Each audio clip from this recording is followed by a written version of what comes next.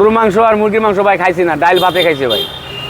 লেগে যে বাংলাদেশেই যদি ছিল, যদি এই যদি ডক্টর ইউনূস স্যার যদি কইতে পারতো কি যদি সিন্ডিকেট কমাতে পারতো, তাহলে 500 টাকা যদি গরুর মাংস একটা দাম হইতো, তাহলে সাধারণ রিস্কাওয়ালা থেকে শুরু করে সব মানুষ এমন করে চলে খাইতে হতো।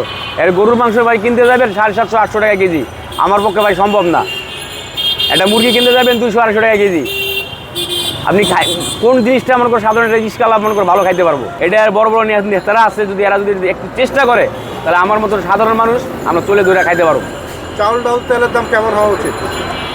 যদি আগের মতো যদি করে, যে কোনো সরকারে যদি মনে করো আপনার 40 থেকে 30-35 টাকা যদি মোটা চাউল হয়, 30-35, তাহলে মনে করো আমগো মতো মানুষ ভাই চলে খাইতে পারবো। আর একটা মোটা চাইলে আমরা কিনি ভাই 70 টাকা, 60 টাকা, 75 টাকা কেজি। এটা আমগো সম্ভব না ভাই। তেলের দাম তোমার অনেক বেশি। কত দাম হওয়া উচিত? তেলের দাম আপনার হওয়া উচিত ছিল লিটারে 80 থেকে 100 টাকা, এখন লিটারে কিনতে থাকে 200 টাকা, 250 টাকা। এটা তো সাধারণ পাবলিক কোনো আমরা ভাই হয় না, যেই আমরা দিন কিনি দিন খাই। ডালের বেলায় কি করবেন? ডাল তো হচ্ছে যে ইন্ডিয়ান ডালের দাম একটু কম মোটাটা, আর মশারি ডাল, আর আমার দেশিটার দাম অনেক বেশি। এই ক্ষেত্রে তো ইন্ডিয়া থেকে সব আনা বন্ধ করে দিচ্ছে। সেই ক্ষেত্রে সাধারণ মানুষ মশারি ডাল খাইতে পারবো নাকি বাদ দিয়ে দিব? ভাই যেটা একবার চালু হয়েছে, এটা তো কোনো কেউ বন্ধ করতে পারবো না। ডাল তো খাইতেই হইব, আপনার 200 টাকা কেজি হোক আর মনে করো 300 টাকায় কেজি হোক, ডাল তো মানুষে খাইবো। কিন্তু এই যুগে আমি কইছি যে সিন্ডিকেট, যে ডালের নিম্নে কেজি হওয়া দরকার ছিল 70 থেকে 80 টাকা, 70-80 টাকা যদি কেজি হয়, তাহলে মনে করো মধ্য ফ্যামিলি মনে করো চলে খাইতে পারবো। আমার লাইফে আমি আলু কিনছি ভাই 25 টাকা থেকে 20 টাকা, 30 টাকা আলু। সেই আলু ভাই খাইতেছে 120 টাকা। তাহলে আমার মতো রিস্কাওয়ালা মানুষ ভাই এই আলু কিনতে মনে করো আলুই কিনবো না চালুই কিনবো? সাধারণ পাবলিক যদি আলু কিনবো না চাল কিনবো? যদি সরকার, যদি সব সরকারে কয় যে দুর্নীতি করে নাই, তাই দুর্নীতি ছাড়া কোন সরকার আছে ভাই? যদি ইচ্ছা করে যে কোনো জিনিসে বাংলাদেশে যদি সিন্ডিকেট কমায়, তাহলে মনে করো বাংলাদেশ ভালো চলবে। কারণ সিন্ডিকেট না কমাইলে এইরকম যেই কোনো সরকার হোক, একটা না একটা মনে করো দুর্নীতি থাকিয়ে দেবো। ওই তো ভাই সিন্ডিকেট যতক্ষণ আপনারা না ভাঙবেন, যে কোনো দলের সিন্ডিকেট না ভাঙবেন। বাংলাদেশে এখন দল হলো দুইটাই, বিএনপি, আওয়ামী লীগ। এই দুই দলের ভাই সিন্ডিকেট যদি এরা নিজের মন থেকে যদি ভাঙে, তাহলে সাধারণ মানুষ আমরা কেমন করে বাইক করে খাইতে পারবো? এটা তো আপনার মনে করে ধরতে হবে কোন জায়গাতে আপনার সিন্ডিকেট হইতেছে। কইতেছে যে আমি রিক্সা চালাইতেছি, এই আমার মনে করো মতিঝিল থেকে মনে করো যে রামপুরা পর্যন্ত আমার গেছে, 3 জায়গায় আমার গাড়িটা আটকাইছে ভাই। আটকার পর আমি 3 জায়গায় মনে করো রিকোয়েস্ট করে আইছি, তারপরও আমার 200 টাকা ঘুষ দিয়ে ভাই আহ্বান লাগছে। তাহলে একটা সাধারণ চিন্তা করেন, আমি একটা রিক্সাওয়ালা যদি 200 টাকা 500 টাকা দিয়ে গাড়িটা ছুটাই লই, তাহলে বাংলাদেশে কোন জায়গায় ভাই সিন্ডিকেট নাই? সিন্ডিকেট তো অবশ্যই আছে। শেখ হাসিনার আমলেও চাঁদা ছিল ভাই একার বিল 1300-1400 টাকা, এখন মনে করো কম।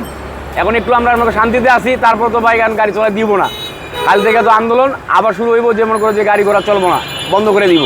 তাহলে এতগুলো মানুষ ভাই যাইব কই? মানে বেরিবান, ওই যাত্রাবাড়ি, এপাকে আপনার এই ড্যামরা স্টাফ কোয়ার্টার থেকে শুরু করে যত যেই জায়গায় মনে করো আপনার আছে, যে বেরিবান পর্যন্ত যে আপনার রিক্সা আছে, সব জায়গায় এই রিক্সা আন্দোলন মনে করো কাল থেকে শুরু হবে ভাই। ওদের বক্তব্য হইলো যেমন আগে ছিল 8টা 9টা 10টা বাজে মনে করো রোডে চলছিল, আগে 9টা 10টা বাজে চলতে দেখ, দিনের বেলা আমরা চালাবো না, দিনের বেলা আমরা মেন রোডে উঠবো না, আমরা রাতের বেলা আমাকে সুযোগ দেখ। তো দিনের বেলাও তো যদি সুযোগ না, তাহলে এত মনে করো গাড়ি থাকবো কই? এত মানুষ খাইবো কি কাজটা করে খাইবো? যদি মনে করো সিন্ডিকেট না করে, যদি এরাই যদি মনে করো আবার কইতেছে লাইসেন্স দিব, আবার গাড়ির মনে করো নিবো, টাকা নিব, আবার রোডে চলবো, তাহলে মনে করো এটা তো সিন্ডিকেট হয়ে গেল ভাই। একটা অটোর যদি আপনার লাইসেন্স দেয়, তা নিম্নে আমার পক্ষে তো 2 লাখ টাকা দিয়ে লাইসেন্স নেওয়া সম্ভব না। আমি সাধারণ একটা রিক্সা মালিক, কি মনে করি রিক্সা চালক, আমি তো এটা নাই। যার 2টা 4টে রিক্সা আছে, তারা মনে করি এটা করতে পারবো, আমি তো করতে পারবো না ভাই। আমি তো পড়ার গাড়ি চালাই, তা আমি নিজেই মনে করি 2 লাখ টাকা লাইসেন্স করুম নাকি মনে করো মালিকের জমা দিব? আমি তো এটা পারতাম না। আমার কথা যে নিম্ন ফ্যামিলি হিসাবে, যেটা বাংলাদেশে যদি সুন্দরভাবে যদি এরা চায়, তাহলে যদি মনে করো কোনো যদি সুষ্ঠুভাবে নির্বাচন যারা চাইতেছে, সেরকম সুষ্ঠুভাবে নির্বাচনের মতো একটা রিক্সাওয়ালারে সুন্দরভাবে একটা সুযোগ দেখ, যে তোরা এই ম্যাপের মধ্যে তোরা গাড়ি চালাবি, কোনো বাইরে যাবি না, যার এলাকা ভাগ করে দেওয়া হোক, তাহলে আমার হিসেবে এটা সুন্দরভাবে গাড়ি চলবো। যদি এলাকা ভাগ না করে, তাহলে মনে করো এই যে মতিঝিলে গাড়ি রামপুরে যাবো, রামপুরে গাড়ি মতিঝিলে যাইবো, তারপরে আপনার তেজগাঁ যাইবো, সব বাংলাদেশে মনে করো স্বাধীন দেশ হিসেবে সব জায়গায় গাড়ি চলবো, তাহলে গাড়ি কেউ ধরতে পারতেছে না। এটা তো আমরা চাই না। আমার কথা যে এরিয়ার ভিতরেই থাক, এরিয়ার ভিতরে নিয়মকানুন থাক, নিয়মকানুন মতো সবাই চলাক, এটা তো মনে করো চায় না, সবাই চায় না।